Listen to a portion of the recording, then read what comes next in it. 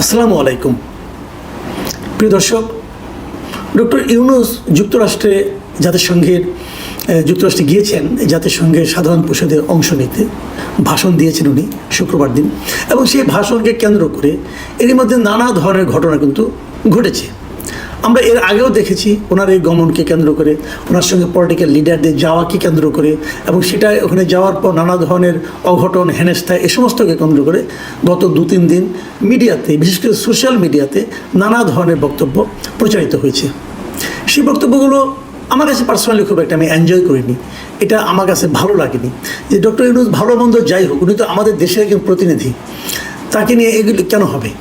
এবং উনিই বা কেন পলিটিক্যাল লিডারদেরকে ওনার মানব ঢাল বানিয়ে নিয়ে যাবেন, এবং এদের নিয়ে যে উনি কী কাজটা করেছেন? ওনার কি খুব প্রয়োজন ছিল এই পলিটিক্যাল লিডারদের ওনার সঙ্গে নেওয়ার? সেগুলো গেল, কিন্তু তার চূড়ান্ত একটা পরিণতি আমরা দেখলাম শুক্রবার দিন 26 তারিখে যুক্তরাষ্ট্রের সময়ের।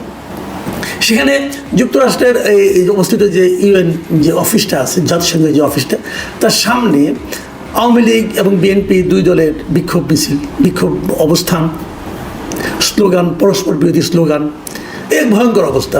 এটা কেন, কী প্রয়োজনে? দেখুন, নিউ ইয়র্ক পুলিশ সেখানে 3টা বিক্ষোভ সমাবেশের অনুমতি দিয়েছিল শুক্রবার দিন।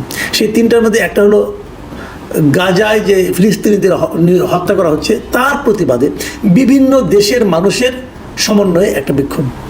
এটা কিন্তু কেবল প্যালেস্টাইনে না, অন্য দেশের লোকজন এখানে এসেছিল। তারা মানবতাবাদী মানুষ, এবং তারা মানবতার বিরোধী যে হত্যাযোগ্য তার বিরোধিতা করে এখানে অবস্থান নিয়েছে। এবং আর যে দুটো বিক্ষোভ ছিল, সে দুটো, একটা হলো আমাদের আওয়ামী লীগ, একটা হলো বিএনপি।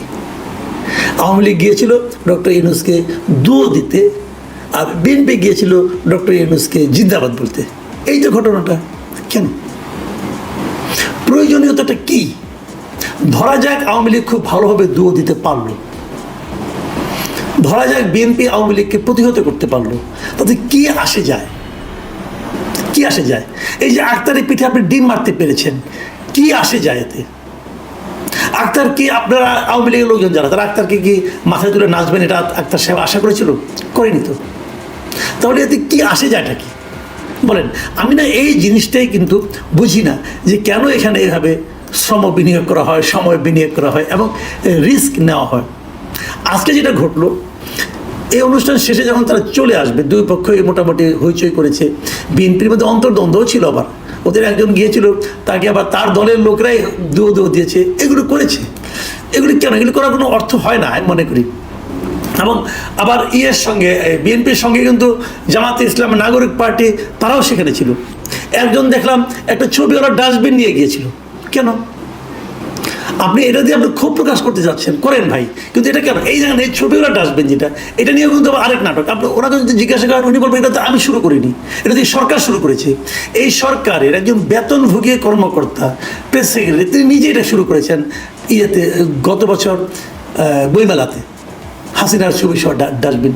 এগুলো কোন ধরনের রুচি, এটা আমি বুঝি না।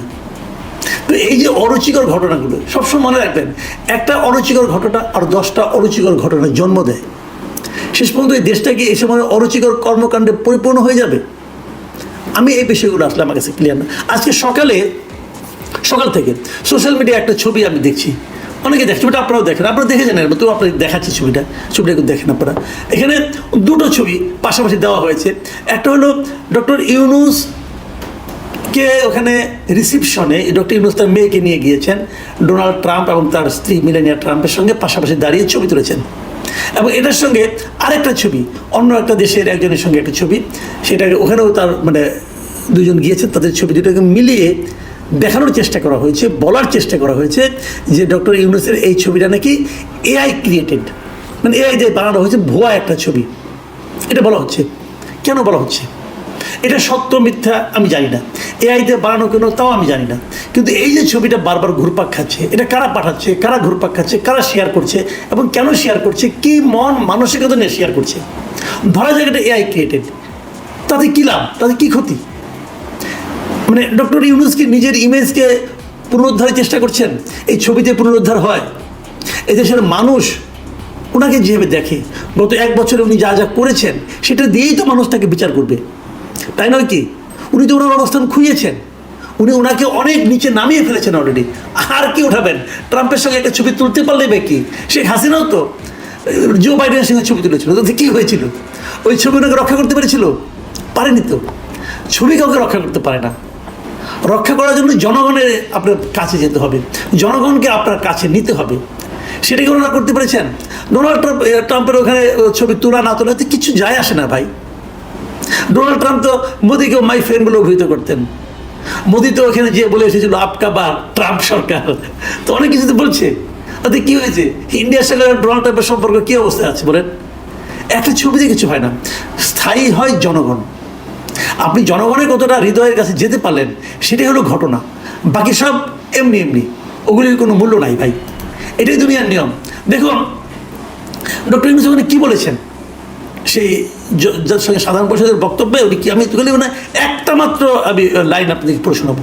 তিনি বলেছেন যে বিগত 1.5 দশকের অভিজ্ঞতায় আমরা দেখেছি যে জবাবদিহিতা ছাড়া কোনো উন্নয়ন ক্ষণস্থায়ী ও ভঙ্গুর, যে কোনো উন্নয়ন ক্ষণস্থায়ী ও ভঙ্গুর। মানে উনি বাংলাদেশের উন্নয়ন সম্পর্কে বলতে যে বলেছেন যে যদি এই যে উন্নয়নগুলি হয়েছে, এই উন্নয়নগুলি যদি জবাবদিহিতা না থাকে তাহলে এই উন্নয়ন ক্ষণস্থায়ী, এই উন্নয়ন টিকবে না, টেকসই না। বলেছেন, ভালো কথা। ওনার কথা কিন্তু একদম আমি উড়িয়ে দিচ্ছি না, একদম সত্য কথা বলেছেন। যে কোনো উন্নয়ন করেন, কাজ করেন, জবাবদিহিতা থাকা উচিত। এই যে পদ্মা সেতু হয়েছে, জবাবদিহিতা কি ছিল? ছিল না, টাকা চুরি হয়েছে। এই যে মেট্রো রেল হয়েছে, জবাবদিহিতা কি ছিল? ছিল না, টাকা চুরি হয়েছে। মানে ধরা যাক কথার কথা যে এই ব্রিজগুলো করতে 10 টাকা খরচ হয়েছে, আপনি 35 টাকা বিল করেছেন, মানে 25 টাকাই মেরে দিয়েছেন, ধরে নিলাম, মানলাম। কিন্তু চুরি যারা করেছে করেছে, কিন্তু ব্রিজটা তো রয়ে গেছে। ব্রিজটাকে দিয়ে এখন মানুষ সুফল পাচ্ছে না? পাচ্ছে। আপনি যদি এরকম আরেকটা ব্রিজ করে প্রমাণ করতে পারতেন যে কম খরচে ব্রিজ করা যায়, দেখো আমি করিয়ে দিলাম, অথবা একটা কম খরচে একটা কাজ করা শুরু করে দিতে পারতেন, করে দেখাতে পারতেন, এই দেখেন এত টাকা খরচ করেছে, 35 টাকা খরচ করে ব্রিজ বানিয়েছে, আমি 15 টাকা খরচ করে ব্রিজ বানিয়ে দিলাম, অথবা 10 টাকা খরচ করে ব্রিজ বানিয়ে দিলাম, অথবা কাজটা শুরু করে দিলাম। যদি করতে পারতেন গত 1 বছরে, তাহলে মানতাম যে আপনার এই কথা বললো আছে। পেরেছেন? পারেননি তো। নিজে কাজ করে প্রমাণ করুন, তা তো পারেননি। কাজে এই কথা আপনার মানায় না। বরং আপনি যখন এই কথা বলেন তখন মানুষ বলে এই যে আপনি নিজে কতটুকু জবাবদিহিতার মধ্যে আছেন, আপনি যা যা করছেন জবাবদিহিতা আছে। এই যে আপনি পোর্ট দিয়ে দিচ্ছেন বিদেশিদের কাছে, জবাবদিহিতা আছে। কার কাছে জবাবদিহি করেছেন? আপনি কোনো টেন্ডারের মাধ্যমে একটা পার্টিকে আপনি ঠিক করেছেন, আপনার পছন্দ হয়েছে একটা পার্টিকে, তাকে দিয়ে দিচ্ছেন। আপনি বলছেন এরা সব খুব ভালো অপারেট করে। ভালো অপারেট আর কেউ করে না। সারা দুনিয়ার সব পোর্টকে এই একটা কোম্পানি করে। একটা বেসরকারি কোম্পানিকে আপনি একটা পোর্ট দিয়ে দিলেন, কিসের উপর ভিত্তি করে দিলেন? কার কাছে জব দিয়ে করেছেন? আপনি করেননি। মানবিক করিডোর দিচ্ছেন, কার কাছে জব দিয়ে করেছেন? আপনি করেননি। করেছেন সেন্ট মার্টিন বন্ধ করে দিয়েছেন, কার কাছে জব